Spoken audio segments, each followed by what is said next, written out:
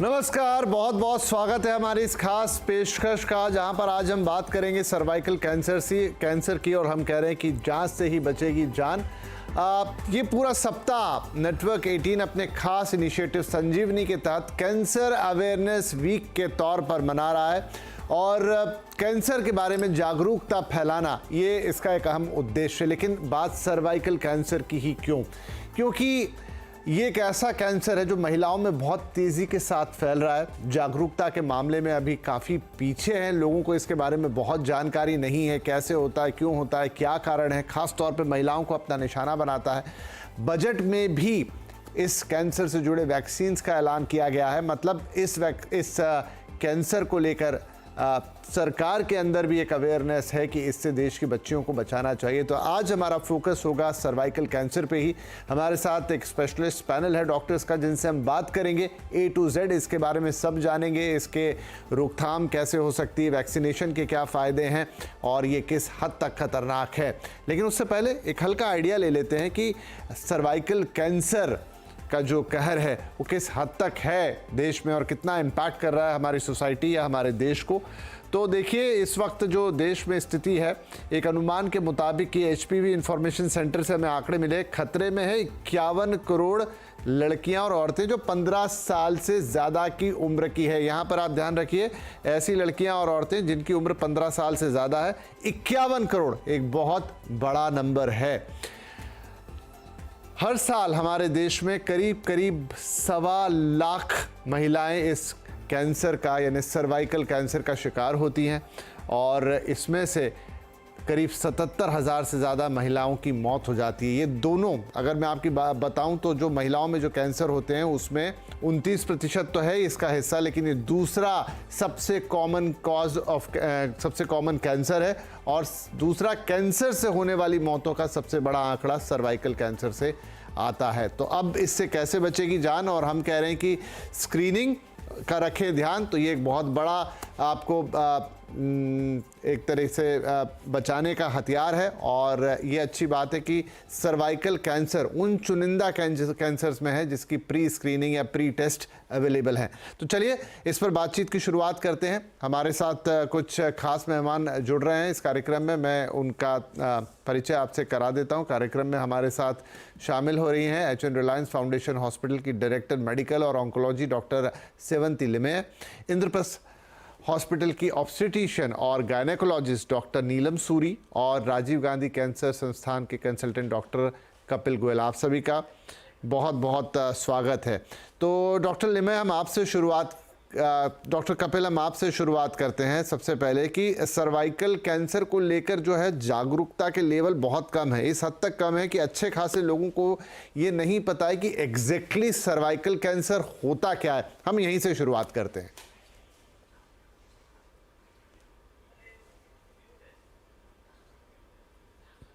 Doctor साहब, आप शायद म्यूट पर हैं, म्यूट हटा लीजिए। हाँ, so as you were rightly saying that even educated people जो है हमारे अर्बन पॉपुलेशन है, उनके बीच में भी सर्वाइकल कैंसर की जो अवेयरनेस है वो काफी कम है। ऐसा माना जाता है कि सर्वाइकल कैंसर के लिए जो स्क्रीनिंग हम रिकमेंड करते हैं pap smear after the age of 21 years, तो औसतन अप्रोक्सीमेटली 2 से 3% फीमेल्स ही हैं जो कि रेगुलरली अपना पेप स्मीयर करवा रही हैं। सो ऐसे में हम सब डॉक्टर्स की और आपकी रिस्पॉन्सिबिलिटी बनती है कि इसके बारे में थोड़ा सा अवेयरनेस फैलाई जाए। बिल्कुल, तो मैं यहीं से शुरुआत करना चाहता हूं डॉक्टर साहब कि हम बताएं क्या होता है सर्वाइकल कैंसर एग्जैक्टली। सो सर्वाइकल कैंसर यूट्रस और वजाइना के बीच में एक एरिया होता है जिसको हिंदी में हम बच्चे मुंह का कैंसर इसको बोलते हैं। यहाँ पर जो कैंसर जो होता है वो काफी कॉमन है। इंडिया में जैसा आपने पहले ही बताया 1.25 लाख फीमेल्स हर साल कैंसर से डायग्नोस की जाती हैं। तो इस कैंसर का जो कारण होता है वो एक वायरल इन्फेक्शन है, उसका नाम है ह्यूमन पैपिलोमा वायरस या फिर HPV वायरस। ये वायरस का इन्फेक्शन जो होता है वो सेक्सुअल इंटरकोर्स की वजह से होता है। अच्छी बात यह है कि इस वायरस के इन्फेक्शन को रोका जा सकता है वैक्सीनेशन के मदद से। और अगर इस इन्फेक्शन को रोक दिया जाए तो सर्वाइकल कैंसर को भी हम लोग प्रिवेंट कर सकते हैं, सर्वाइकल कैंसर होने से बचा सकते हैं। चलिए, तो अच्छी बात यह है कि सर्वाइकल कैंसर प्रिवेंटेबल है, वो एक वायरस के कारण होता है। वो सर्विक्स यानी कि जो उन्होंने बताया वेजाइना और गर्भाशय के बीच का जो हिस्सा होता है वहाँ पर होता है और ये महिलाओं में ही होता है। डॉक्टर लिमे भी हमारे साथ जुड़ गई हैं। डॉक्टर लिमे, तो अर्ली इस कैंसर के जो मैं पढ़ रहा था कि बहुत धीमे धीमे फैलता है, तो शायद कोई लक्षण पता नहीं चलते, लेकिन फिर भी कुछ ऐसी चीज़ें जिनसे आप पता लगा पाएं कि आप इसके खतरे में हैं, इसकी जद में हैं। तो सबसे पहले सर्विक्स कैंसर की स्क्रीनिंग होनी चाहिए। जो सेक्सुअली एक्टिव महिलाएं हैं उनको सालाना पैप स्मीयर कराना चाहिए। 3 पैप स्मीयर अगर नेगेटिव आता है तो 3 साल पे करा सकते हैं, नहीं तो ये एवरी ईयर कराना चाहिए पैप स्मीयर। और अगर कोई फाउल स्मेलिंग डिस्चार्ज हो, ब्लीडिंग आ रही हो, तो जल्दी से जल्दी डॉक्टर को जाके दिखाना चाहिए, टेस्ट कराना चाहिए। और अगर स्पेशली कहीं पे भी मल्टीपल सेक्सुअल पार्टनर से एक्सपोजर हो या जो पार्टनर है उसका मल्टीपल सेक्सुअल पार्टनर से एक्सपोजर है, तो ये हाई रिस्क सिचुएशन है। वहाँ पे स्पेसिफिक टेस्ट होना चाहिए एचपीवी के लिए भी। पैप स्मीयर के साथ साथ एचपीवी का भी वहाँ उस एरिया से टेस्टिंग होनी चाहिए। जी, तो डॉक्टर साहब, जैसे आपने भी नाम लिया और डॉक्टर कपिल गोयल ने भी एचपीवी वायरस का नाम लिया, तो ये वायरस कहाँ से रहा है? प्रेडोमिनेंटली ये वायरस कहाँ है? क्योंकि ज़्यादातर मामले, या मेरे ख्याल से ये महिलाओं में ये कैंसर होता है, या अगर पुरुषों में भी होता है तो आप मुझे बताइए, तो ये वायरस आता कहाँ से है?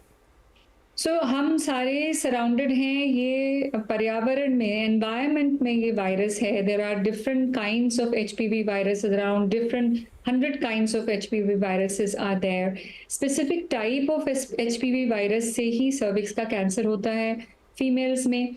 मेन में भी ये कैंसर हो सकता है, और specially men who are homosexual, उनके में ये एचपीवी वायरस से एनल कैंसर होने का रिस्क होता है। और कोई इम्यूनो कॉम्प्रोमाइज हो, जैसे किसी को अगर एचआईवी हो, तो और भी हाई रिस्क होता है इससे कैंसर होने का, सर्विक्स का cancer, anal cancer, oropharyngeal cancer for western countries जहाँ पे कि सेक्सुअल प्रैक्टिसेस आर डिफरेंट। ओरोफैरिंग्स यानी टॉन्सिलर कैंसर या फैरिंग्स का कैंसर भी HPV वायरस से होता है। And it has in Western countries it has actually become an epidemic to find oral pharyngeal cancers. So जहाँ तक बात सर्विक्स की कैंसर की है, मोस्टली हम सारे लोग HPV इन्फेक्शन जो होता है उसको हम क्लियर कर पाते हैं। जो पेशेंट्स हैं जिनके में ये कैंसर मैनिफेस्ट होता है, उनकी इम्यूनिटी ऐसी नहीं होती कि वो क्लियर कर पाए, और वो इस कैंसर को HPV को वहाँ पे होम इन करने देते हैं जहाँ पे कि प्री कैंसरस साइट्स होते हैं, and over a course of time ये प्री कैंसर से फिर कैंसर में कन्वर्ट होता है। जी, तो डॉक्टर गोयल, जैसा मैम ने कहा कि ये तो एक मतलब एनवायरनमेंट में ये वायरस मौजूद है, शायद हम सभी कभी ना कभी इसके कांटेक्ट में आते हैं, लेकिन जिनका इम्यून सिस्टम कमज़ोर है वो इसकी चपेट में आ जाते हैं। लेकिन भारत में अगर लगातार इसकी संख्या बढ़ रही है तो हम क्या माने, जिन लोगों के इम्यून कमज़ोर हैं उन्हें ये पकड़ रहा है, या जिन लोगों, ज़्यादातर लोगों का इम्यून कमज़ोर है, इसके पीछे इतनी ग्रोथ का कारण क्या है? बेसिकली होता यह है कि जैसे एचपीवी वायरस का इन्फेक्शन है, ये because of the sexual intercourse, as ma'am already explain, multiple sexual partner, या तो those patients are at high risk of developing this infection. But ऐसा नहीं है कि जिसको भी इन्फेक्शन हो गया उन सभी को कैंसर होगा ही होगा। तो सर्टेन पेशेंट जिनमें इम्यूनिटी वीक रहती है, माल न्यूट्रिशन है, nutrition level is not good, diet proper नहीं है, apart from that environmental infection है, अदर कॉजेज हैं जिनकी वजह से डीएनए में कुछ डैमेज हो सकता है, तो ये सारे कारण होते हैं जिनकी वजह से वायरस एक्टिवेट हो जाता है, उन केसेस में कैंसर कर सकता है। जो हमारा जो डायग्नोसिस जो इसका बढ़ रहा है, उसके 2-3 मेजर कारण ये हैं कि एक तो diagnosis is more common now.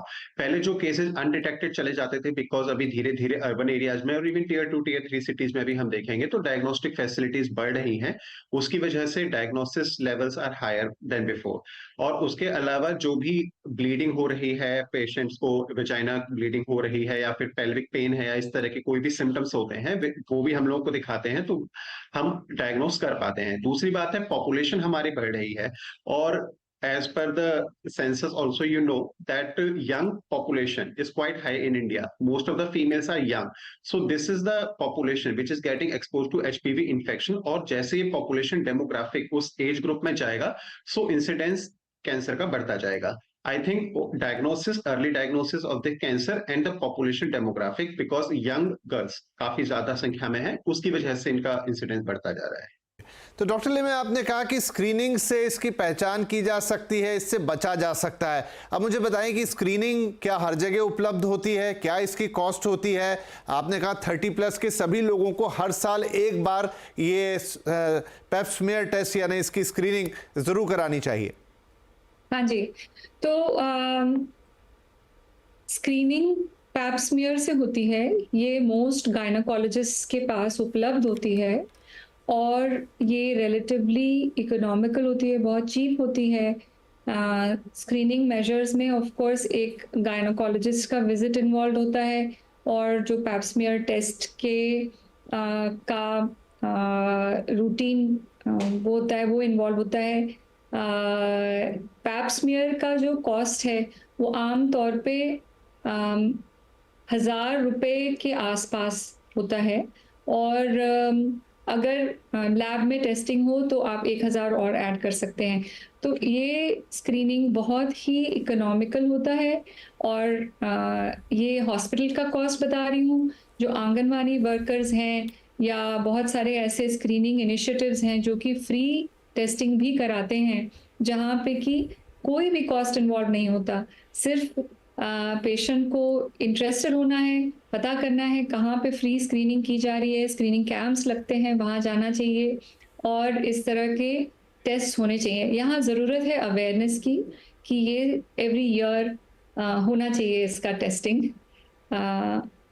ज़्यादा करके लोग ये पता नहीं होता और अगर फ्री में भी अवेलेबल है तो लोग कराते नहीं हैं, स्पेशली अर्ली बेसिस पे नहीं कराते हैं, तो वहाँ चूक हो जाती है. और एबनॉर्मल पैप स्मीयर है तो उसको फॉलो नहीं करते हैं और प्री कैंसरस से कैंसरस बनने तक की जो जर्नी होती है वहीं पे इसको किल कर देना है, इसमें हम मिस कर जाते हैं. जी, तो देखिए अच्छी बात इसमें यह है कि अगर स्क्रीनिंग वक्त पर हो जाए, क्योंकि आपने कहा एक लंबी जर्नी है और उस दौरान इसे किल किया जा सकता है, तो ये बहुत अच्छी बात है और ये काफ़ी इकोनॉमिकल भी है कि 1 या 2,000 रुपये आप साल में अगर खर्च करके अपना टेस्ट करा लें, जो कि बहुत आसानी से उपलब्ध भी है, तो आपको बचाया जा सकता है या इस कैंसर से बचा जा सकता है. डॉक्टर गोयल, एक बात हो रही है अब जो कि अनाउंस हुआ बजट में भी कि 9 से 14 साल की जो बच्चियां हैं उनको सरकार फ्री में वैक्सीन देगी सर्वाइकल कैंसर की. ये वैक्सीन क्या है और ये किस तरीके से प्रोटेक्ट करती है और यही पर्टिकुलर एज ग्रुप क्यों? सो बेसिकली जो एचपीवी के अगेंस्ट जो वैक्सीन है तो ये मल्टीपल कंपनीज की अवेलेबल है. सो पहले हमारे पास एक यूएसए मेड वैक्सीन आती थी जिसका नाम है गार्डासिल. सो जैसे मैम ने पहले बताया कि एचपीवी वायरस जो होता है उसके कई सब टाइप होते हैं, बट कॉमनली जो 4 मेन टाइप के सब टाइप हैं उन्हीं की वजह से ज्यादातर कैंसर के केसेस होते हैं. सो पहले जो यूएसए वाली जो वैक्सीन आती थी उसकी डोजेस लगती थी जो 9 to 14 ईयर एज ग्रुप की फीमेल्स में और मेल्स दोनों में रिकमेंडेड थी. लेकिन अब हमारे इंडिया की इंडिजीनियस होममेड वैक्सीन सर्वावैक है, वो भी अवेलेबल है. तो ये वैक्सीन की एक सिंगल डोज ही सफिशिएंट है जो कि गवर्नमेंट ने रिकमेंड की हुई है. 9 to 14 ईयर एज ग्रुप को टारगेट करने का मकसद ये है कि जो एचपीवी वायरस का जो इन्फेक्शन होता है वो after the first sexual encounter ये पेशेंट को इन्फेक्ट कर देता है. तो इसीलिए हम उस एज ग्रुप को टारगेट कर रहे हैं जहां तक आमतौर पे सेक्सुअल एनकाउंटर नहीं होता है, उससे पहले ही वैक्सीन का लगना जरूरी है. क्योंकि अगर एक बार इन्फेक्शन हो गया उसके बाद अगर वैक्सीन लगाते भी हैं तो भी उसकी जो प्रिवेंटिव एफिकेसी है वो काफी कम हो जाती है. इसलिए हम टारगेट करते हैं 9 to 14 year of age group जिसमें 1 या 2 डोजेस ऑफ वैक्सीन सफिशिएंट रहती है. 15 साल से 26 साल की एज ग्रुप के बीच भी हम एचपीवी वैक्सीनेशन कर सकते हैं, बट उस समय पर जो वैक्सीन की डोजेस होती हैं वो ज्यादा होती हैं. उस समय में 3 वैक्सीन की जरूरत पड़ती है, 3 डोजेस ऑफ वैक्सीन की जरूरत पड़ती है. इसलिए जो हमारा जो प्रायोरिटी ग्रुप है वो है 9 year to 14 year and mostly in females. Actually जो एचपीवी वैक्सीन इंटरनेशनली रिकमेंडेड है वो मेल्स के लिए भी है, बट हम सबको पता है कि इंडिया है, लार्ज पॉपुलेशन है, हमारे पास रिसोर्सेज नहीं है उतने ज्यादा. So as a priority group girls are now being vaccinated, but actually it is indicated for our boys as well. So इसलिए जो गवर्नमेंट की जो स्कीम आई है, इसमें ये बजट में भी डिक्लेयर किया गया है कि एचपीवी वैक्सीन का जो स्पॉन्सरशिप है वो गवर्नमेंट एक प्रोग्राम की तरह इसको लगवाएगी। It is a welcome step. As cancer specialist पिछले 2-3 सालों से हम लोग इसके बारे में बात कर रहे थे। हम लोग गवर्नमेंट प्लान को वी वर ट्राइंग टू जी। Give a push to the government to make this available in the universal immunization program. So अब इस तरह की एक अनाउंसमेंट हुई है, तो this is a very good news and very encouraging news. चलिए, तो वैक्सीन मिलेगी जितना हम अभी जान रहे हैं। तो इस वक्त बाजार में जो कीमत शायद 3 से 5 हज़ार रुपए के बीच होती है, लेकिन जो सरकार का कार्यक्रम है वो तो खैर फ्री ही लगाएगा। लेकिन जब ये हमारी इंडिजीनियस वैक्सीन बाजार में उपलब्ध होगी, शायद उसकी कीमत है वो काफ़ी कम है। और कई स्वास्थ्य संस्थाओं पर ये फ्री भी मिलेगी और सरकार की तरफ से भी फ्री वैक्सीन लगाने की बात कही गई है, जो 9 से 14 साल की एज ग्रुप के लिए टारगेट करेगी। चलिए, एक छोटा सा ब्रेक लेते हैं, लेकिन ब्रेक के बाद जो बात करेंगे कि अगर बदकिस्मती से कोई इस कैंसर का शिकार हो जाता है तो फिर इलाज के क्या चांसेस हैं, कितना यहाँ पर संभव है इलाज हो पाना, और कितना महंगा सस्ता, क्योंकि कैंसर का नाम सुनते ही ऐसा लगता है कि इलाज बहुत ज़्यादा महंगा होगा। तो ये सारी बातें इस छोटे से ब्रेक के बाद। सर्वाइकल कैंसर और जांच से ही बचेगी जान। कैंसर अवेयरनेस वीक में आज हमारा फोकस है सर्वाइकल कैंसर पर कि किस तरीके से ये भारत में तेजी से अपने कदम बढ़ा रहा है। खास तौर पर महिलाओं को अपना निशाना बनाता है, लेकिन इससे बचना आसान है अगर वक्त पे स्क्रीनिंग हो जाए, और साथ ही वैक्सीनेशन एक वो चीज़ होगी जो इससे कई जानों को बचा सकता है। तो चलिए, इस पर थोड़ी और बातचीत करते हैं। हमारा पैनल हमारे साथ है। तो डॉक्टर लिमय, हमने काफ़ी सारी बात की, लेकिन अब अगर बदकिस्मती से कोई इस कैंसर का शिकार हो जाता है तो किस तरह का इलाज संभव है? क्या किसी मरीज को पूरी तरह ठीक किया जा सकता है? कितना वक्त लगता है? कितना खर्च आता है? तो सर्वाइकल कैंसर का प्राइमरी ट्रीटमेंट सर्जरी है। अगर अर्ली स्टेज में प्रेजेंटेशन हो, जल्दी प्रेजेंटेशन हो जाए, बढ़ा हुआ डिजीज नहीं हो, तो उसको सर्जरी करके निकाला जा सकता है और रिकवरी बहुत फास्ट होती है। तो इससे डरना नहीं है, जल्दी से जल्दी जाके डॉक्टर को दिखाना है ताकि अर्ली डायग्नोसिस हो, और अर्ली डायग्नोसिस होने से सर्जरी हो करके पेशेंट को क्योर किया जा सकता है।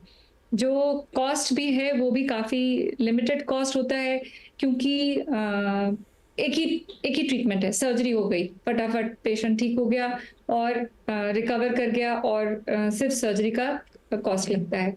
अगर थोड़ा सा बढ़ा हुआ मिलता है डिजीज, तो वहाँ पे भी क्योरेबल है। यहाँ कीमोथेरेपी के साथ रेडिएशन दिया जाता है, वो भी बहुत अच्छे से पेशेंट सहन कर सकता है। ट्रीटमेंट भी काफ़ी हद तक इकोनॉमिकल है, और कीमोथेरेपी जो इसमें लगती है वो भी काफ़ी इकोनॉमिकल है, इतनी महंगी नहीं है। तो इसका ट्रीटमेंट अगर प्रॉपर किया जाए, कीमोथेरेपी और रेडिएशन, तो ये भी क्योरेबल है। अगर डिजीज फैला हुआ मिलता है तो ही बहुत कठिन है। अगर फैला हुआ डिजीज है जो कि सर्विक्स से बाहर दूसरे ऑर्गन्स में चला गया है, ऑर्गन सिस्टम में, फेफड़े में चला गया है, बोन में चला गया है, तो वो कठिन डिजीज है, उसको ट्रीट करना कठिन है, वहाँ पे क्योर पॉसिबल नहीं है। फिर भी नेगेटिव मैसेज नहीं देना चाहूँगी, वहाँ पे भी हम इस डिजीज को ट्रीट कर सकते हैं। और आज कीमोथेरेपी ऑप्शंस अवेलेबल हैं, इम्यूनोथेरेपी ऑप्शंस भी अवेलेबल हैं अगर डिजीज फैल गया हो तो।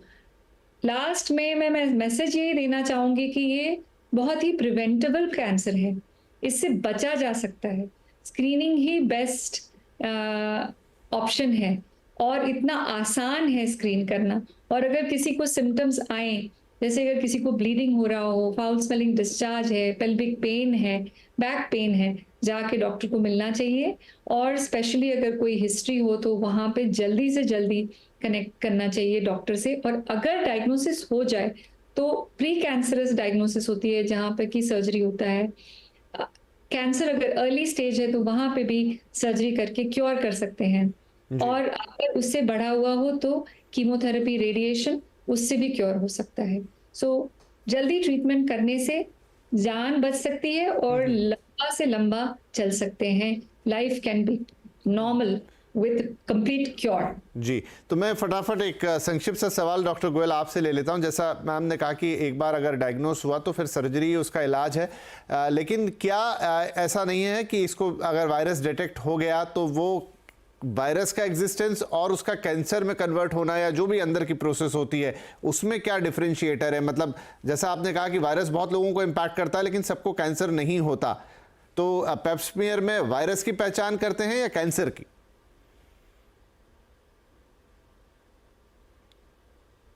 आप म्यूट पर हैं सर।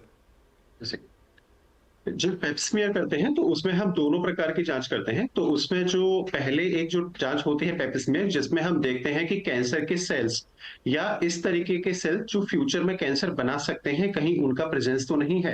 अगर ऐसा प्रेजेंस हमें दिखता है तो उसमें हम प्रोफाइलेक्टिक सर्जरी एडवाइस करते हैं, जिसमें हम एक छोटी सी बहुत ही माइनर सर्जरी करते हैं और सर्विक्स के आसपास का जो एरिया होता है बस उसको निकाल देते हैं। इसमें हम कंप्लीट यूट्रस रिमूव करने की कोई जरूरत नहीं होती है, बस सर्विक्स के आसपास का एरिया हम सर्जिकली निकाल देते हैं और उससे उसका क्योर हो जाता है और आगे कैंसर बनने की संभावना होती है वो कम होती है। अभी आजकल पेप स्मीयर के साथ में एक नई टाइप ऑफ टेस्ट आ गए हैं जिसको हम कहते हैं एचपीवी डीएनए टेस्ट, जिसमें हम ये देखते हैं कि एचपीवी वायरस जो है वो है या नहीं है, और अगर वो है तो वो कौन से टाइप का है। जैसे हमने पहले बताया, there are multiple types of HPV virus but only 4 most common types can cause cancer. तो अगर हमें लगता है कि एचपीवी डीएनए जो है वो अगर वो जो उन 4 जो कॉमन वायरस हैं उनमें से किसी एक प्रकार का आया है, तब भी क्योंकि इस तरह के पेशेंट में कैंसर में कन्वर्ट होने के रिस्क बहुत ज्यादा होता है, इसलिए हम फिर भी एक प्रोफाइलेक्टिक तरीके से एक माइनर सी सर्जरी करके सर्विक्स का वो एरिया हटा सकते हैं। अगर मान लीजिए एचपीवी वायरस इन्फेक्शन डिटेक्ट हुआ पर ये उस तरीके के सब टाइप का है जो आमतौर पर कैंसर नहीं करते हैं, तो उस केस में बस हम 1 साल बाद और 2 साल बाद दोबारा से हम पेप स्मीयर कर सकते हैं, पेप स्मीयर की फ्रीक्वेंसी बढ़ा सकते हैं, but at that point of time हमको उसको ट्रीट करने की कोई जरूरत नहीं होती है। तो जो पेप स्मीयर होता है वो हमें दोनों चीजें बताता है कि प्रेजेंस ऑफ कैंसर या फिर प्री मैलिग्नेंट सेल, यानी कि कैंसर की अर्ली स्टेज तो नहीं है। साथ ही साथ जो न्यूअर टेस्ट है वो हमें ये भी बता सकता है कि कहीं एचपीवी का इन्फेक्शन या किस प्रकार का टाइप ऑफ एचपीवी है वो भी बता सकता है। ठीक है, क्योंकि मेरा समय अब लगभग समाप्त हो गया है, लेकिन आप लोगों ने जो भी जानकारी दी है, क्योंकि कैंसर की सबसे बड़ी रोकथाम, पहले तो आप उसके बारे में अवेयर हों, उसके बारे में जानें, और फिर जैसा बहुत अच्छी बात है कि जहाँ तक सर्वाइकल कैंसर है इसका ट्रीटमेंट भी संभव है और इसकी स्क्रीनिंग भी संभव है। आप जान सकते हैं समय रहते कि कैसा कोई खतरा तो नहीं है, और तो और इसका वैक्सीन तक अवेलेबल है।